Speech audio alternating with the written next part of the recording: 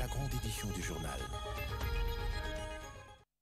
Il est 20h à Kinshasa, même heure à Kenge dans le Kwango. C'est l'heure de vous informer. Voici les grandes articulations de ce journal. Elles tapissent des grands espaces du bassin du Congo. Elles sont le deuxième poumon du monde. Les forêts congolaises méritent protection, surtout celles des populations millénaires qui y habitent. La ministre d'État en environnement est en campagne de sensibilisation des autochtones à l'Équateur. Des pas de danse au rythme de la rumba congolaise à Osaka, l'Empire nippon savoure la musique congolaise. Papa Wemba y a laissé une forte impression à cette rencontre d'affaires. La riche faune et la luxuriante flore congolaise créent curiosité, belle opportunité sous les projecteurs du monde. Voilà pour les titres. Mesdames et messieurs, bonsoir et très heureuse de vous retrouver à travers cette grande édition d'information sur la chaîne nationale. Le 27 juin 2025, cette date restera à jamais gravée dans la mémoire collective de notre pays. La République démocratique du Congo et le Rwanda ont apposé leur signature au bas de l'accord de paix aujourd'hui à Washington. La ministre d'État Thérèse Kaikwamba Wagner et son homologue rwandais Olivier Nduhungirehe ont paraphé le document en présence du secrétaire d'État américain Marco Rubio. Les précisions avec Giscard Koussema.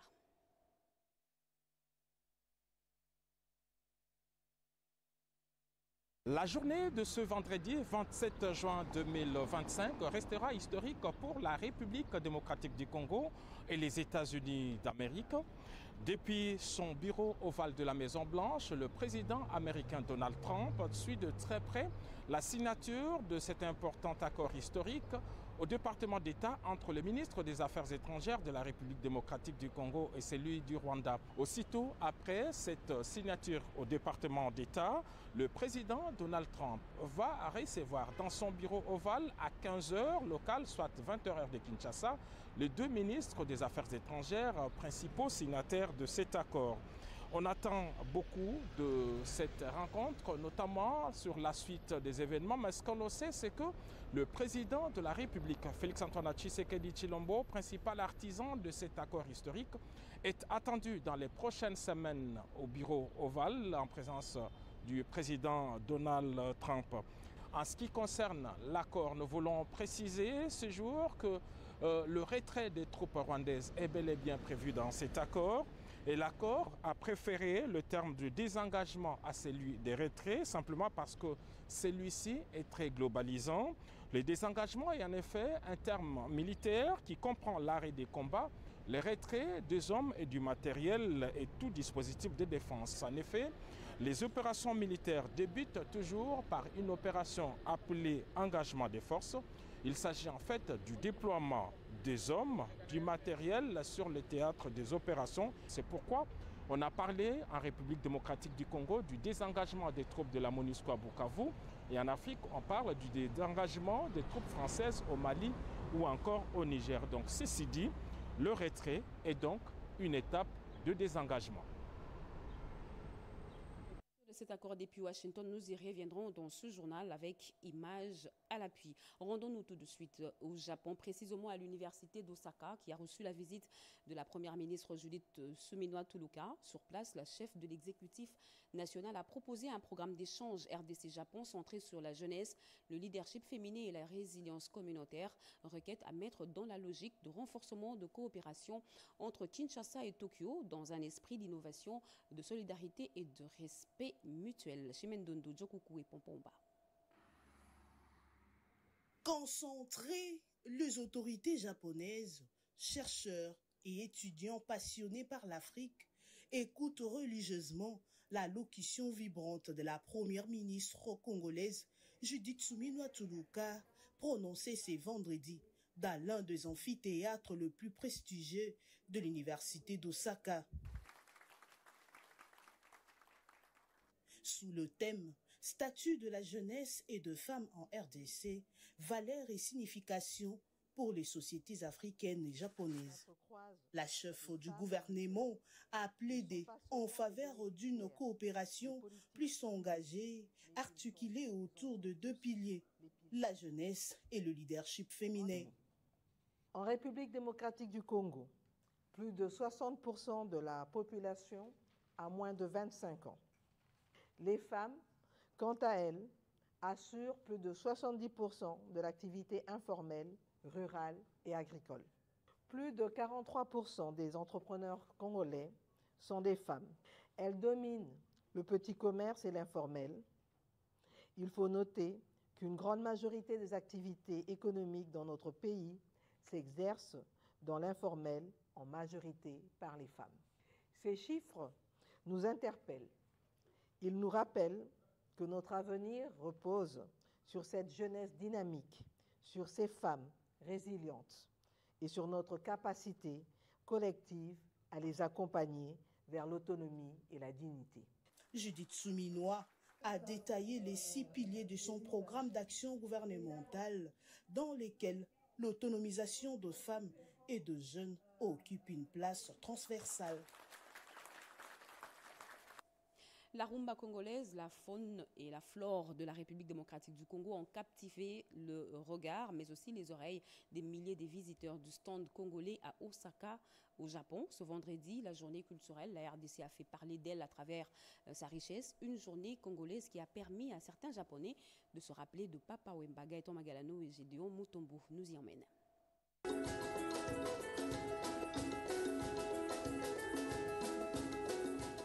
De spectateurs japonais et congolais emballés par la culture de la RDC, transmis à travers ces quelques interprétations à l'Expo Osaka 2025. La rumba congolaise s'émêle aussi bien aux autres styles, une manière de faire connaître au monde le pays de Lumumba par la chanson et la danse qui plaisent à cette japonaise. Au stand de la RDC, le sous-sol, la faune et la flore s'y côtoient parfaitement. Malachite, cobalt, gorille de montagne, le capi. Le ministre du Commerce extérieur et celle de la culture échange devant visiteurs sur le pourquoi explorer le cœur de l'Afrique, la RDC. La RDC détient les minerais stratégiques, comme vous le savez, les lithium, les cobalt, les manganèses, les nickel, qui font aujourd'hui les minerais de la transition énergétique. Et donc la RDC se positionne aujourd'hui comme un acteur principal dans les marchés mondiaux pour désormais ne plus apparaître à la face du monde comme un pays de guerre, mais comme un pays qui apporte des réponses à la problématique mondiale. Pour la ministre Yolande Lébé, on peut aussi compter la RDC à travers la culture. Maître Liolo est le seul sculpteur africain qui a une œuvre ici au musée impérial. Donc c'est pour dire que notre culture est connue de ce pays. Papa Wemba aussi l'a bien exprimé de plusieurs manières. Nous avons aujourd'hui des orchestres japonais qui chantent en lingala. Donc nous avons voulu mettre ces deux figures emblématiques en avant pour montrer comment la diplomatie culturelle et le soft power que le président prône fonctionnent. 2 milliers de visiteurs à l'assaut du stand de la République démocratique du Congo, la prochaine destination du monde comme le veut le président Félix Tshisekedi. Au Japon, la Société nationale du chemin de fer du Congo, SNCC, a marqué sa présence à Osaka dans la suite de la première ministre Judith Suminwa Tuluka, une exposition qui a attiré les investisseurs japonais. Regardez. Créée en 1889 sous le nom des compagnies de chemin de fer du Congo, CCFC, et après avoir subi plusieurs mutations, l'actuelle SNCC, entendez, Société nationale de chemin de fer du Congo, refuse de disparaître. Un plan quinquennal a été mis ainsi sur pied pour son redressement. La SNCC a un plan quinquennal stratégique d'à peu près 6 milliards de dollars. Donc nous avons des projets parce que la SNCC est dans plusieurs corridors, d'ouest à l'ouest, et les corridors qui passent par la RDC. La SNCC est un maillon très très important qu'il ne faut pas rejeter. La plupart de machines, locomotives et wagons sont des fabrications japonaises. Moment indiqué pour l'équipe dirigeante, avec à sa tête le directeur général Fabien Mutombo Kankato, de présenter ses opportunités d'affaires auprès des firmes japonaises désireuses d'investir dans le secteur. Nous avons 888 km de chemin de fer électrique avec des locomotives électriques à sec de la Belgique. Maintenant, après cette génération, il y a une deuxième génération de locomotives électriques japonaises. Et nous avons eu l'impression que les Japonais nous ont abandonnés du point de vue technique. Donc, le message aux Japonais, surtout la société Hitachi qui nous a vendu ces locomotives, que ces locomotives existent encore et que nous manquons les pièces de rechange, nous les attendons, qu'ils viennent investir. L'Expo Osaka 2025 constitue une fenêtre ouverte pour la RDC, redevenue aujourd'hui fréquentable et capable d'attirer des investisseurs pour son développement économique. Revenons en RDC, c'est l'un des mots qui freinent le développement de notre pays, la corruption dans le secteur des finances publiques et des marchés publics. Mais comment y mettre fin? Eh bien, le sujet a été exploité au cours d'un forum multisectoriel organisé à l'intention des parlementaires et autres acteurs œuvrant dans ce secteur. Edith Chala.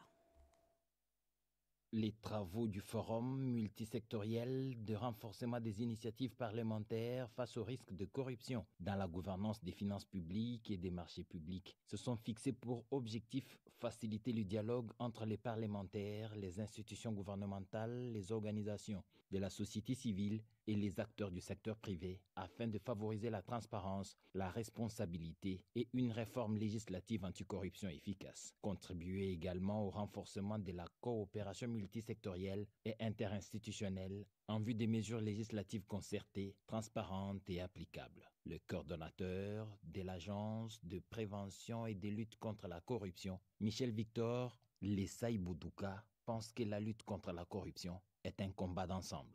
Nous voulons chercher des solutions pour arriver à bout de ce fléau qui ronge notre société.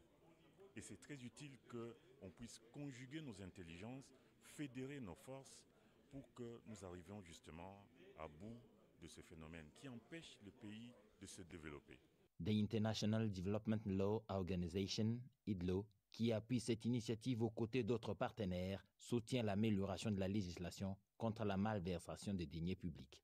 Il est de notre devoir de reconnaître que la corruption, en particulier dans la gestion des finances publiques et l'attribution des marchés publics, constitue encore un obstacle majeur à l'atteinte de ces objectifs. L'Agence de prévention et de lutte contre la corruption, APLC, s'inscrit dans une démarche structurelle durable de lutte contre ce fléau. La mise en œuvre effective des opérations désarmement, démobilisation et réinsertion communautaire dans le Tanganyika. Ce sont là les grandes lignes du plaidoyer des participants à l'atelier de diagnostic du PDDRCS dans cette partie de la République. C'était en présence du coordonnateur national de ce programme, Jean de Dieu Ntangantita Peggy Mukunda.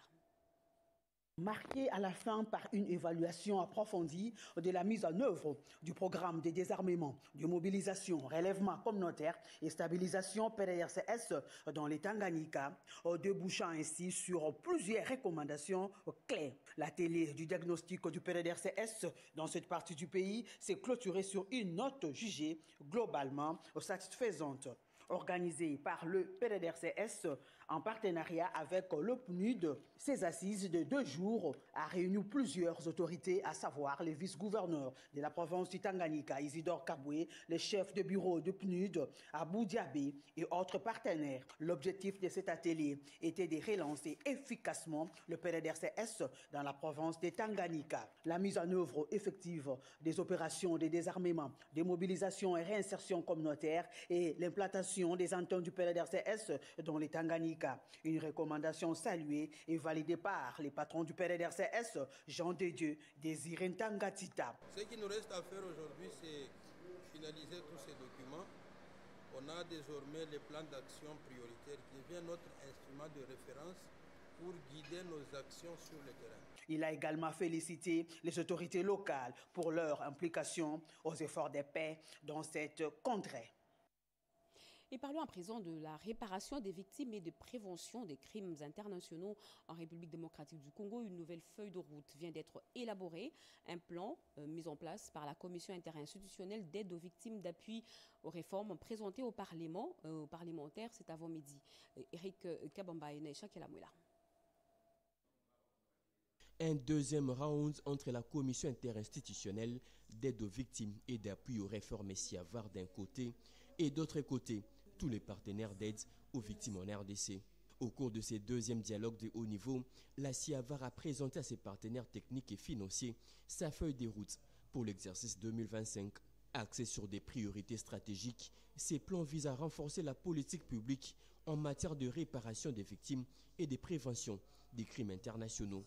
La dynamique a été lancée par une table ronde sur l'appropriation et la reconnaissance internationale du Génécoste. Des ateliers, des colloques, des forums seront aussi organisés au cours de cette année pour mieux accompagner toutes les mesures liées à la justice transitionnelle selon les explications du coordonnateur de la CIAVAR. Nous avions voulu inclure un certain nombre de choses. Par exemple, le premier, c'était de définir un mécanisme d'appropriation. On ne voudrait pas que le 2 août soit uniquement une commémoration qui est faite entre le gouvernement, un certain nombre d'acteurs et une poignée de personnes, de Congolais. Nous voudrions que ce soit tous les Congolais qui commémorent les victimes, mais également les personnes qui ont porté assistance à ces victimes-là. Associé à cette cérémonie, le FONAREV a lui aussi présenté son plan d'action 2025. Identifier plus d'1 million de victimes de violences reste l'une des priorités pour la structure, a précisé la directrice générale adjointe Emmanuela Zondi.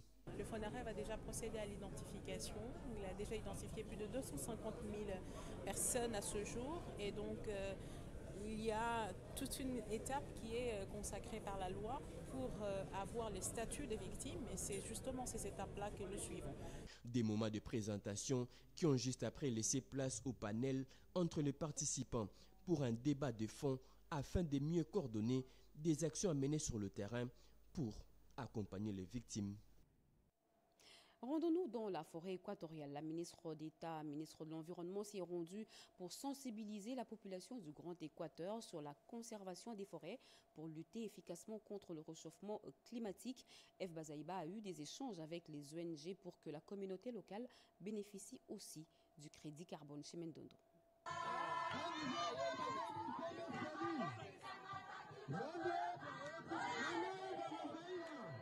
C'est dans le territoire forestier de Bikoro que la ministre d'État en charge de l'environnement et du développement durable, F. Bazaïba Massoudi, a donné le coup d'envoi de son itinérance d'inspection et d'orientation stratégique pour une gouvernance forestière durable et inclusive, centrée sur les intérêts de communautés locales, accompagnée d'une délégation mixte composée de membres de son gouvernement et du gouvernement provincial de l'Équateur. La Mineta s'est rendue dans le secteur Elonga où évolue le projet Zamba et Bomba Melo Yankita Nabiso. Sur une superficie de 65 000 hectares, ces projets portés par l'ONG Centre de développement durable intégral Marie de Miséricorde, c'est une initiative innovante axée sur la conservation de l'environnement, la santé, l'éducation et les développements intégrés de milieux ruraux en réponse de défis au changement climatique. Spécialisée de la vente de crédit carbone, l'ONG collabore avec ERA Congo, un partenaire reconnu pour son expérience dans ces secteurs. Bato oyo bazali na kati ya bazamba lokola biso ba forêt équatoriale biso nde bato tozopesa solution ya lobiko ya mokili. Basengi na biso po mokili ebika tobatela bazamba wana. Lors de la causerie communautaire, la ministre d'État a sensibilisé la population sur l'importance de ces projets pilotes qui s'inscrivent dans la vision gouvernementale et développement durable. Elle a mis l'accent d'impliquer les communautés locales à chaque étape d'évolution de ces projets. La présence de la Mineta à Bikoro a également renforcé la crédibilité de projets auprès des communautés locales. Clôturant la rencontre, un jeune écolier courageux a demandé l'aide à la Mineta pour sa scolarité. En tant que maire, F. Bazaïba Massoudi a répondu positivement à ses préoccupations. À Kinshasa, les rideaux sont tombés sur la 2e édition du Forum national du secteur financier organisé par le think tank RDC Stratégie. Les participants ont cogité sur ce thème évocateur, libérant le potentiel financier de la RDC, une industrie compétitive, innovante, inclusive et souveraine. Chris. Ce forum financier est un signal fort d'ambition économique pour la RDC. Experts, chercheurs, bailleurs de fonds, notamment, et décideurs ont approfondi des réflexions collectives pour permettre au pays de se projeter véritablement vers un secteur financier à la hauteur de son potentiel. Différents panélistes ont développé des sous-thèmes spécifiques, cela dans l'optique de construire une finance capable d'accompagner les grandes mutations du pays. Pour obtenir les accompagnements du ministère, dès lors que les lois qui sont là pour promouvoir l'entrepreneuriat des startups et l'artisanat prévoient la possibilité de donner une part de marché importante aux PME congolaises. Dans son mot de clôture, Bodom Matungulu, président du think tank RDC Stratégie, a salué l'engagement de tous les partenaires et participants à la transformation du secteur, à l'édification d'un écosystème financier plus solide, plus éthique et plus innovant. Les rideaux s'abaissent sur cette édition du Forum du secteur financier RFF 2025. Pendant ces 2 jours d'échanges riches et intenses, nous avons ensemble décrypté les mutations profondes qui transforment notre secteur. La transition numérique, le finance durable, l'inclusion financière, l'intelligence artificielle, cybersécurité et tant d'autres défis structurants. Ce forum est un point de départ car les conclusions seront structurées et consolidées dans un rapport pour libérer effectivement le potentiel financier de la RDC. Et le président national de la FEC, Robert Malumba Kalombo, a échangé avec l'ambassadrice de l'Espagne, Carmen Diez, au menu la relance des partenariats d'affaires entre la RDC et l'Espagne. Regardez. Cette rencontre a eu lieu dans le but de renforcer les partenariats d'affaires et les relations entre la Fédération des entreprises du Congo et les entreprises espagnoles. Au cours de leurs échanges, l'ambassadrice d'Espagne en poste en République démocratique du Congo a exprimé l'intérêt de l'Espagne pour le développement économique de la RDC et sa volonté de soutenir les initiatives espagnoles en République démocratique du Congo. Le président de la Fédération des entreprises du Congo, Robert Malumba Kalombo, a réaffirmé sa disponibilité d'accompagner les entreprises espagnoles désireuses de s'implanter en RDC. Je voulais rendre une visite officielle dans le but de renforcer les relations bilatérales et dans le secteur économique et commercial entre l'Espagne et la RDC. Et je suis très satisfaite d'avoir appris tout le travail que les entreprises congolaises font pour la prospérité du pays. Et je me suis engagée à travailler ensemble pour voir comment l'Espagne et les compagnies espagnoles peuvent accompagner tous ces efforts congolais. Il était important que nos partenaires européens, que nous puissions les connaître et que nous puissions travailler avec eux en fonction de ce qu'ils peuvent apporter à notre économie et à nos membres, aux opérateurs économiques congolais. Bien après cela, le président national, Robert Malumba Kalombo, s'est entretenu tour à tour avec les représentants de la FEC en province, notamment ceux du Haut-Ouélé, Congo central et de l'Ituri.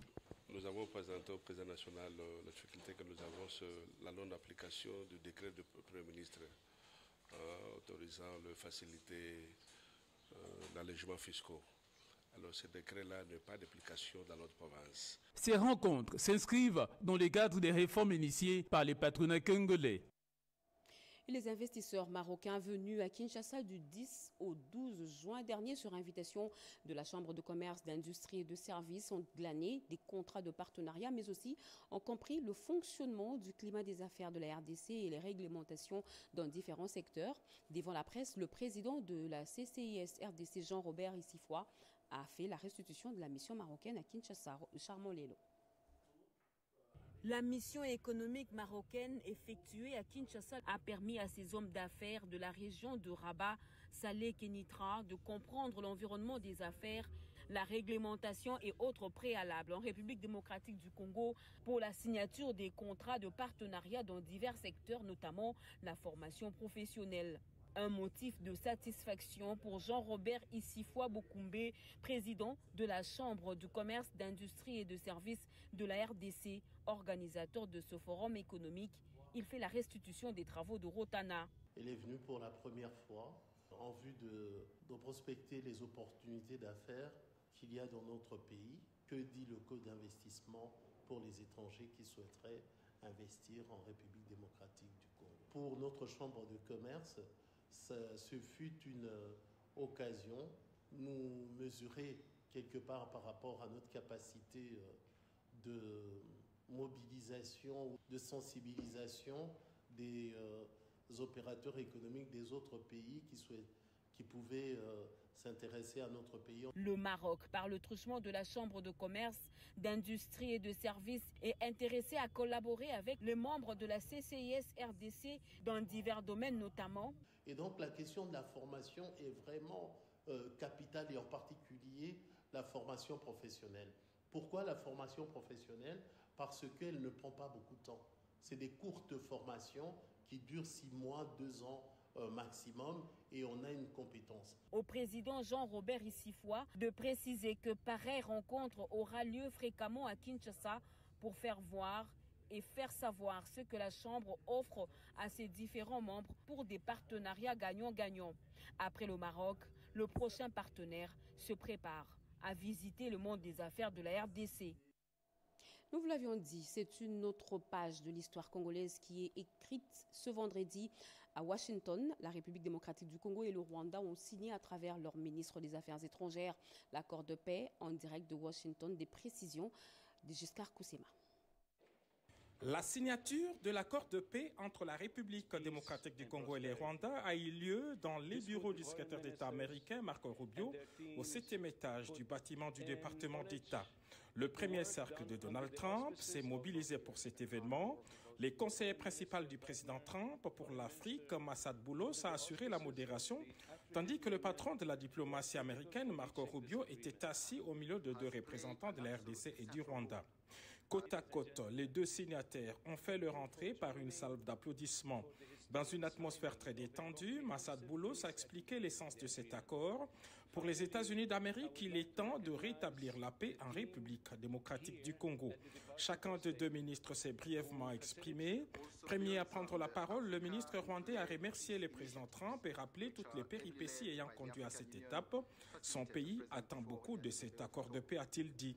Pour sa part, Mme Thérèse Kayikwamba a remercié le président Trump et le président Félix Tshisekedi pour l'aboutissement heureux de cette signature. Nous voulons une paix durable et réelle pour les populations de l'Est, a-t-elle insisté. Elle a salué le leadership du président Tshisekedi et l'accompagnement de l'Union africaine et du Qatar. Le secrétaire d'État américain, lui, a déclaré que le président Trump est un homme de paix. Il tient beaucoup au retour de la paix dans la région des Grands Lacs et particulièrement entre la RDC et le Rwanda. Il veut poursuivre cette entreprise de pacification partout à travers le monde où il n'y a pas de paix. En présence de plusieurs personnalités américaines, des chefs de diplomatie du Qatar et du Togo, les 2 ministres congolais et rwandais ont signé l'accord et ont partagé pour la première fois une poignée de main. Chaque pays était accompagné des 4 officiels. La délégation congolaise avait dans ses rangs le directeur des cabinets adjoints du chef de l'État chargé des questions des finances, André Wameso, l'ambassadeur itinérant du chef de l'État, Patrick Loabeya, les hauts représentants du chef de l'État, Sumbu Sita Mambou, et le général-major Augustin Mamba.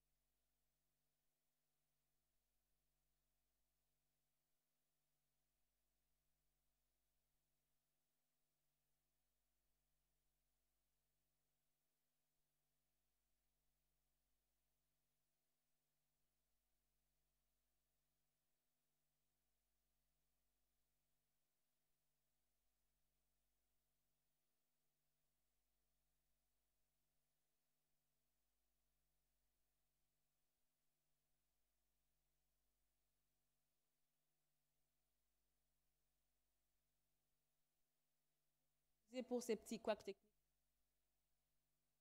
Suivrons ce journal dans le secteur de la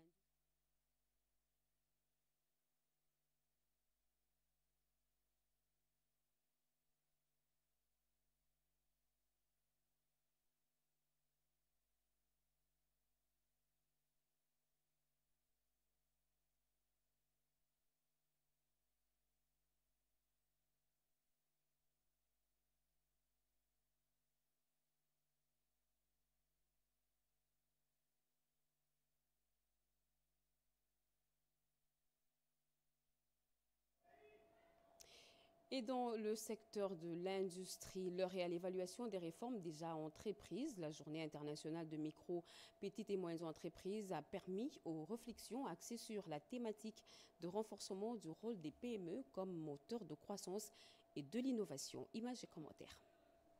Chaque 27 juin, le monde célèbre la Journée internationale des micro, petites et moyennes entreprises, une occasion pour la République démocratique du Congo de réaffirmer son engagement à faire de l'entrepreneuriat un levier central de son développement économique. Sous le leadership du président de la République, son Excellence Félix-Antoine Tshisekedi Tshilombo et la coordination du gouvernement dirigé par la Première ministre Judith Suminwa Tuluka, le ministère de l'Industrie et du Développement des PME, conduit par Luatum Kabamba, poursuit des réformes ambitieuses en faveur de MPME. En lien avec le thème mondial, renforcer le rôle de MPME comme moteur de croissance durable et d'innovation, la République démocratique du Congo met l'accent cette année sur la résilience des PME face aux conséquences de la guerre d'agression dans l'Est. Dans ce cadre, le Programme national de développement de l'entrepreneuriat PRONADEC en sigle a été lancé, structuré autour de 4 axes: formation des capacités, accès au crédit via le FOGEC, intégration au marché public et privé et amélioration du climat des affaires. Plusieurs structures clés ont été renforcées, telles que l'ANADEC,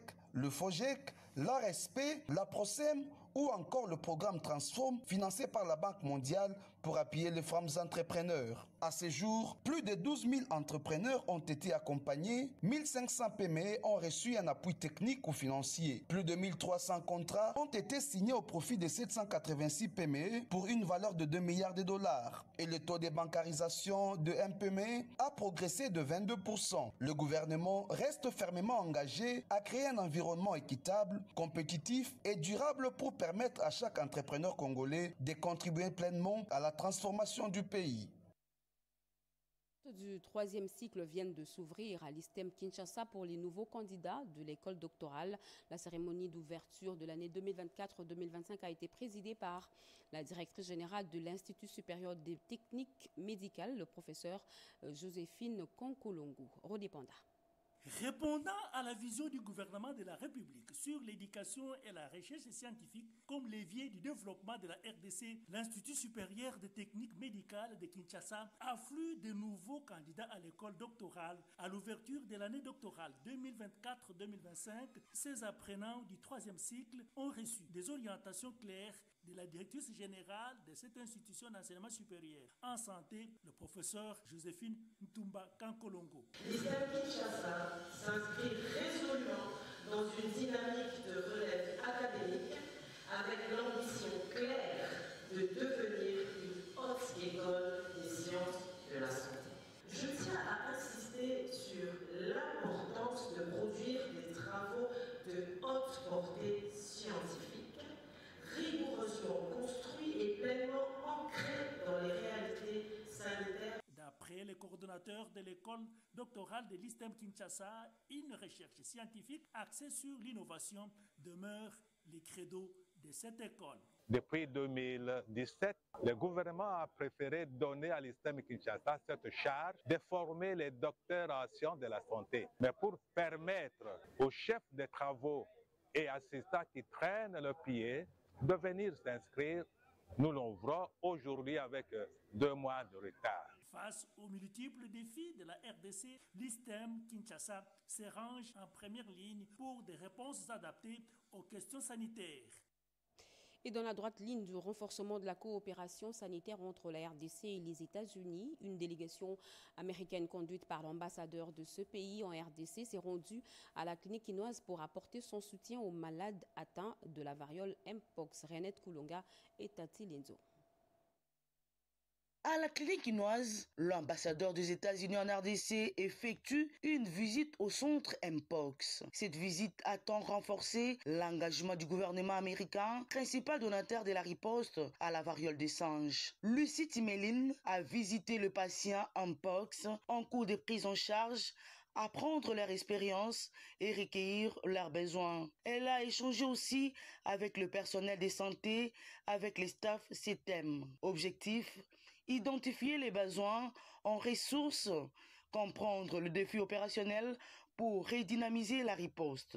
C'est la qualité des soins, l'assistance pour les personnes les plus affectées et félicitations pour tout ce que vous faites, même dans les conditions assez difficiles, assez compliquées. Mais je vois que vous avez un taux de réussite assez élevé et que vous approchez la tâche avec beaucoup de dévouement, beaucoup de diligence et beaucoup de rigueur. Donc félicitations. Comme j'ai dit, les États-Unis vont continuer d'être votre partenaire et on est fiers d'avoir eu cette relation avec l'INARI, avec l'Institut national de la santé publique et avec le ministère de la Santé. On va continuer dans ce sens. À Kinshasa, comme dans le Congo profond, la diplomate américaine a exprimé la solidarité de son pays tout en démontrant que cette assistance demeure holistique, comprenant l'assistance technique au gouvernement de la RDC, les capacités de diagnostic en laboratoire, la prévention, la surveillance épidémiologique et la sensibilisation des communautés en ce qui est de prise en charge de patients. Voilà, mesdames et messieurs, c'est la fin de ce journal. Toutes nos excuses pour ces quelques soucis techniques constatés dans la diffusion de ce journal. Merci de l'avoir suivi. Merci à vous qui nous suivez à Kenge dans le Kwango, sur satellite et partout ailleurs. Vous êtes sur la RTNC. Ce journal a été rédigé par Gauthier Kiassidienne Balaka, Karen Kankolongo et Edith Chala sous la supervision de Jacques Kababa, à la coordination Angèle Mabila Landou et à la réalisation Pascal Chisso et Junior Luyeye. L'actualité continue sur nos antennes retrouvées à 23h. Jacques Méji, demain 7h, Serge Mata. Moi, je vous reviens à 20h avec le même plaisir. Au revoir et à demain.